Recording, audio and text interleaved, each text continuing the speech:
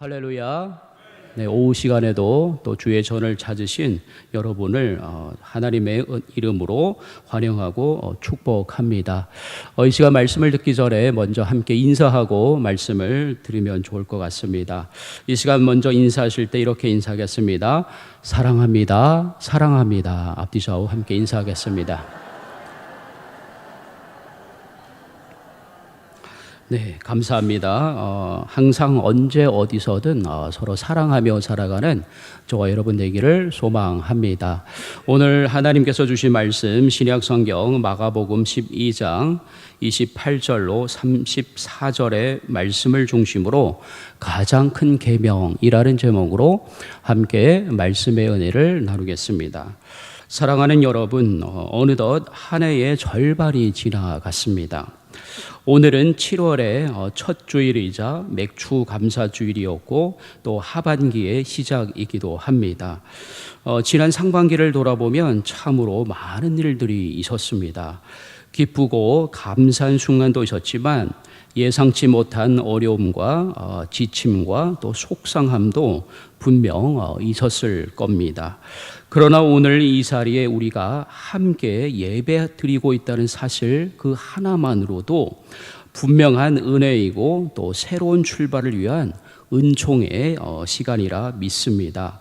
하나님은 언제나 우리를 다시 시작하게 하시는 분이심을 믿으시는 저와 여러분 되기를 소망합니다. 오늘 본문에는 한 율법학자가 예수님께 묻습니다. 모든 계명 중에 첫째가 무엇입니까? 수많은 율법 조항들이 있었던 당시 이 질문은 핵심을 찌르는 중요한 물음이었습니다. 예수님은 그 질문에 아주 분명하게 대답하십니다.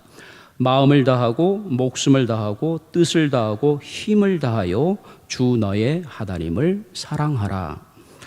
그리고 한 가지를 덧붙이십니다. 내 이웃을 내 자신과 같이 사랑하라. 이보다 더 큰 계명은 없다. 가장 단순하지만 가장 본질적인 답변이셨습니다. 오늘 예수님의 이 말씀이 우리 가슴에 다시 선명하게 새겨지기를 바랍니다. 우리가 감당하고 있는 사역이 아무리 많아도 우리 삶의 자리에서 해야 할 일이 아무리 복잡해도 가장 중요한 것이 무엇인지 명확히 알고 있는 사람은 절대로 흔들리지 않습니다. 오늘 주님은 우리에게 다시 한번 방향을 정리하라고 하십니다. 제일 먼저 제일 크게 사랑하라고 말씀을 하십니다. 예수님이 말씀하신 가장 큰 계명은 단순한 윤리적 권면이나 삶의 미덕 차원이 아닙니다. 그것은 신앙의 중심이자 뿌리이고 하나님 백성으로서의 정체성을 결정짓는 기준이기도 합니다. 우리는 종종 많은 활동과 바쁜 일정 속에 살다가 무엇이 중요한지를 놓칠 때가 종종 있습니다. 주님은 그런 우리에게 다시 본질로 돌아가라 말씀을 하십니다. 하나님을 사랑하라, 그리고 이웃을 사랑하라. 이 두 문장만 붙들면 우리가 다시 살아갈 힘을 얻게 될 줄로 믿습니다. 그런데 사랑하는 성도 여러분, 사랑이 말처럼 쉬운 게 아닙니다. 사랑하려다가 상처받은 기억, 오해와 충돌, 실망과 피곤함이 우리를 조심스럽게 만듭니다. 그래서 우리는 점점 거리두기에 익숙해지고 감정 없이 대하는 방식에 편안함을 느끼게 됩니다. 그러나 예수님이 말씀하신 사랑은 그렇게 방어적인 것이 아닙니다. 하나님의 사랑은 먼저 다가가고 끝까지 품고 조건 없이 베푸는 사랑입니다. 우리를 살리는 사랑, 우리도 닮아가야 할 사랑입니다. 이쯤에서 여러분께 한 그림 이야기를 나누고 싶습니다. 여러분 피카소를 다들 아시죠? 20세기를 대표하는 예술가 피카소는 황소라는 흥미로운 연작을 남겼습니다. 한 마리 황소를 총 11장의 그림으로 반복해서 그려나간 작업입니다. 처음의 그림은 놀랄 만큼 사실적이고 섬세합니다. 근육, 뿔, 표정, 움직임 하나하나가 정밀하게 담겨 있습니다. 그런데 이 시리즈는 놀라운 전개를 이어갑니다. 그림 한 장 또 한 장 이어질수록 황소의 묘사는 점점 단순해집니다. 선이 줄어들고 색이 사라지고 세부 묘사가 생략되기 시작합니다. 불필요한 요소들이 빠져나가면서 마지막 그림에 다다르면 단지 몇 개의 선만 남습니다. 그런데 놀랍게도 그 몇 개의 선만으로도 사람들은 이건 분명히 황소다라고 말합니다. 단순한데 본질은 그대로 남아 있는 겁니다. 선을 드러낸 결과 오히려 본질은 더 분명해졌습니다. 저는 이 피카소의 황소 그림이 우리의 신앙의 여정과 깊이 닮아 있다고 생각을 합니다. 신앙의 초창기엔 이것도 해야 하고 또 저것도 놓치면 안 될 것 같아서 복잡하고 버거운 마음으로 믿음을 지켜나갑니다. 그러나 시간이 지나고 신앙의 본질을 깨달아갈수록 우리는 점점 덜어내게 되는 거죠. 겉으로 보기에는 단순해 보이지만 오히려 그 안에 깊은 믿음과 사랑이 응축되어 있는 상태가 되는 겁니다. 예수님께서 말씀하신 계명의 핵심은 사랑입니다. 하나님을 사랑하고 이웃을 사랑하는 삶, 이 두 가지만 붙들고 살아가면 우리의 사역이든 인간관계든 신앙의 방향이든 자연스럽게 정돈되고 분별되기 시작합니다. 마치 한 줄기 물줄기가 모여 강이 흐르듯이 사랑이라는 본질이 우리의 삶 전체를 이끌어가고 흘러가게 만든 겁니다. 주님은 그 단순하지만 분명한 진리를 오늘 우리에게 다시 말씀하고 계십니다. 7월과 8월 우리 교회는 참으로 중요한 일정들이 기다리고 있습니다. 주일학교, 여름성경학교 수련회입니다. 말 그대로 교회가 온 힘을 쏟아야 할 시기입니다. 그 준비를 위해 교사와 교육자들이 헌신하고 또 부모님들과 온 교회가 함께 마음을 모으고 있습니다. 그런데 이 바쁜 일정 속에서 우리가 정말로 잊지 말아야 할 한 가지가 있습니다. 바로 사랑입니다. 사랑 없이 모든 것이 진행된다면 우리는 방향을 잃을 수 있습니다. 그래서 오늘 이 말씀을 함께 나누고 싶었습니다. 예수님은 복잡한 명령을 주시지 않았습니다. 단지 두 가지 계명, 하나님 사랑과 이웃 사랑을 주셨습니다.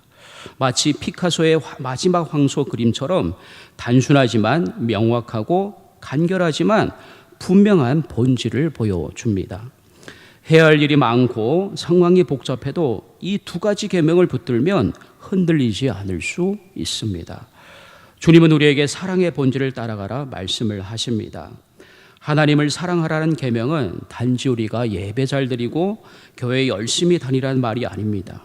하나님의 말씀을 가까이 하고 하나님의 뜻을 우선순위에 두며 삶의 선택과 결정 속에서 하나님을 먼저 생각하라는 하나님의 초대인 겁니다. 그리고 그 사랑은 반드시 이웃사랑으로 이어져야 하는 겁니다. 사랑은 홀로 존재하지 않고 반드시 관계 속에서 표현되기 때문이죠. 이 계명은 결코 분리되지 않습니다. 둘이 아니라 하나입니다. 교회 안에서, 가정에서, 직장에서, 일상의 모든 관계 속에서 우리는 예수님의 마음을 품고 살아갈 수 있어야 합니다. 그것은 말이 달라지는 것이고 표정이 바뀌는 것이고 우선순위가 회복되는 겁니다. 사랑의 마음을 품은 사람은 같은 말을 해도 다르게 들리고 같은 일을 해도 다른 열매를 맺습니다. 이것이 사랑의 능력입니다.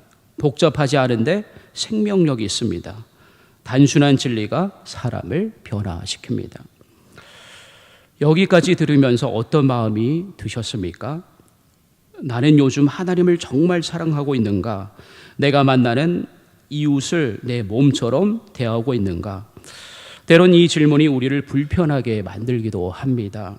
그러나 괜찮습니다. 예수님은 우리를 책망하기 위해 이 계명을 주신 것이 아닙니다.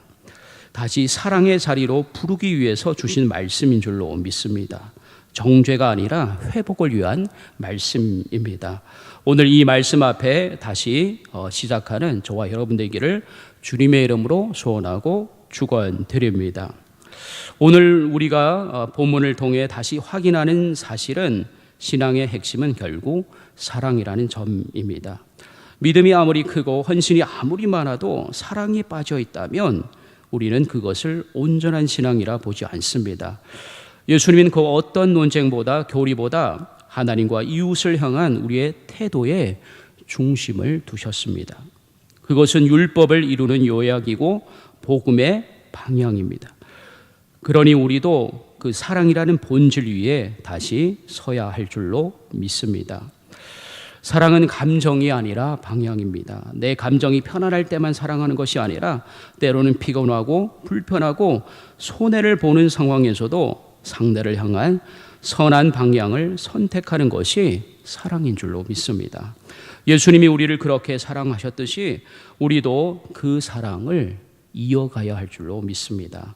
내가 지금 걷고 있는 길이 사랑의 방향을 향하고 있는지를 돌아볼 수 있어야 합니다.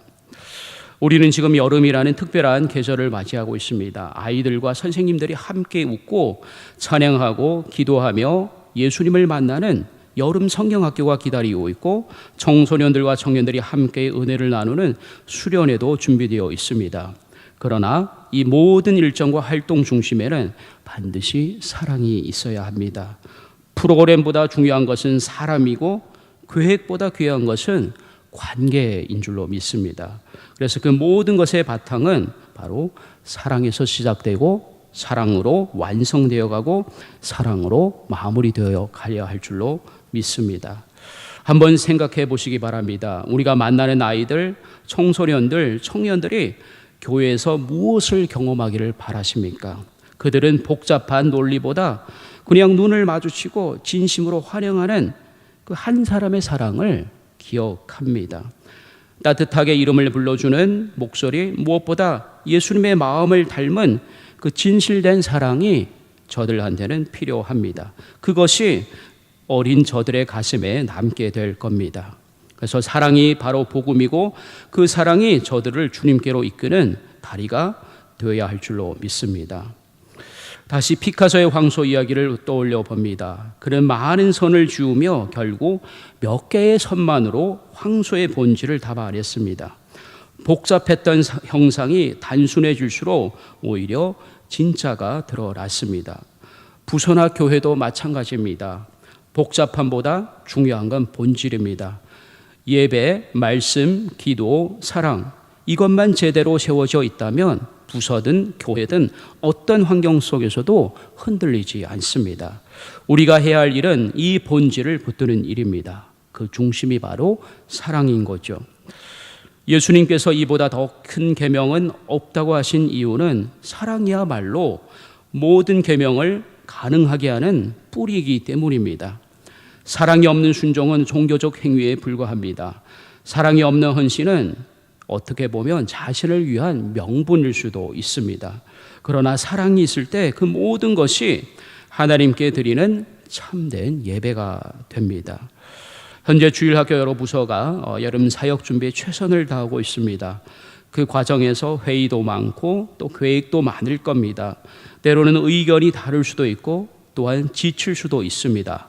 그러나 그 모든 과정에서도 우리가 절대 잊지 말아야 할 것은 서로를 향한 존중과 사랑인 줄로 믿습니다. 사랑으로 대하면 말이 달라지고 말이 달라지면 분위기가 바뀌고 분위기가 바뀌면 결국 결과도 달라집니다.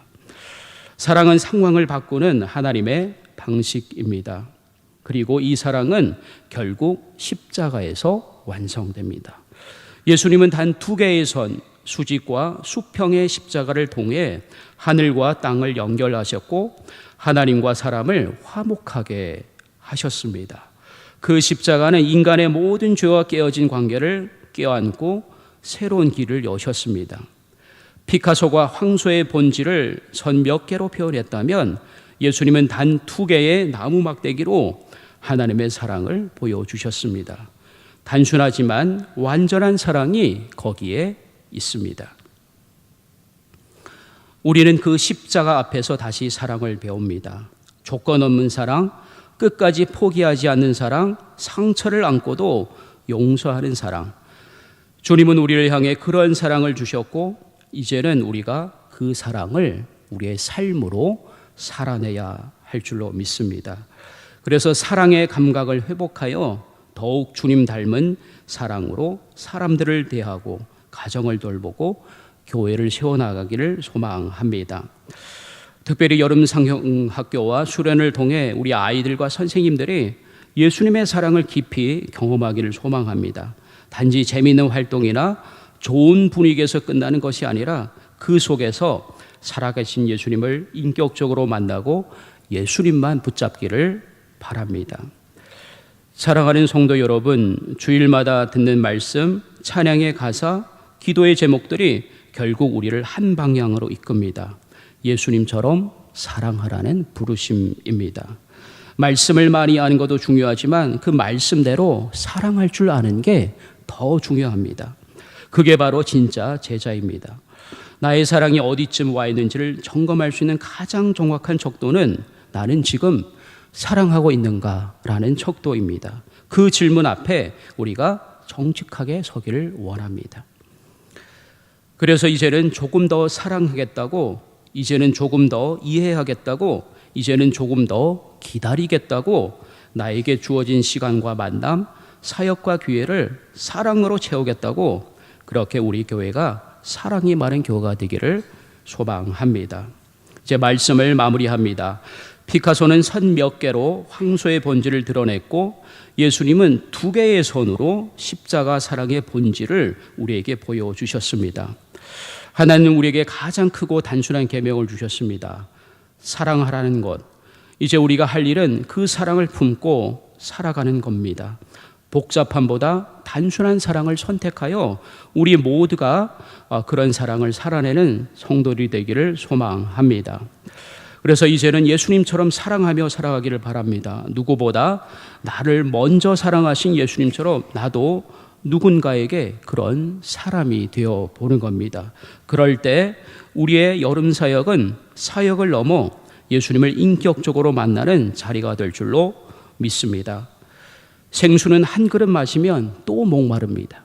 그러나 생수의 근원이신 예수님을 인격적으로 만나면 영원히 목마르지 않습니다. 올해 여름 사역이 생수 한 그릇 마시고 3일에서 끝나는 은혜가 아니라 생수의 근원이신 예수님을 인격적으로 만나는 그런 그래서 평생 목마르지 않는 그런 은혜가 있기를 소망합니다. 그리고 우리도 각자의 자리에서 예수님의 사랑을 살아내는, 그래서 결국 누군가에게 사랑이신 하나님을, 생명이신 예수님을 지금도 우리를 위해 말할 수 없는 탄식으로 기도하시는 성령님을 보여주는 저와 여러분 되기를 소망합니다. 이 시간 이러한 은혜가 이 자리에 나오신 모든 분들과 가정들 가운데 함께하기를 주님의 이름으로 간절히 소원하고 축원드립니다. 다 함께 기도하겠습니다. 하나님, 오늘 우리에게 가장 큰 계명을 다시 들려주셨습니다. 감사합니다. 주님, 오늘 들려주신 말씀대로 하나님을 더욱 사랑하고 내 주변의 한 사람을 더 깊이 사랑할 수 있도록 성령으로 인도해 주옵소서. 여름 성경학교와 수련회에 참여하는 모든 아이들과 교사들이 예수님을 인격적으로 만나고 생수의 근원이신 주님 안에서 평생 목마르지 않게 역사하여 주시옵소서. 더불어 우리 모두가 예수님의 십자가의 사랑을 품고 그 사랑을 전하며 살아가는 참된 성도의 삶을 살아갈 수 있도록 은혜 베풀어 주옵소서. 감사드리며 예수님의 이름으로 기도하옵나이다.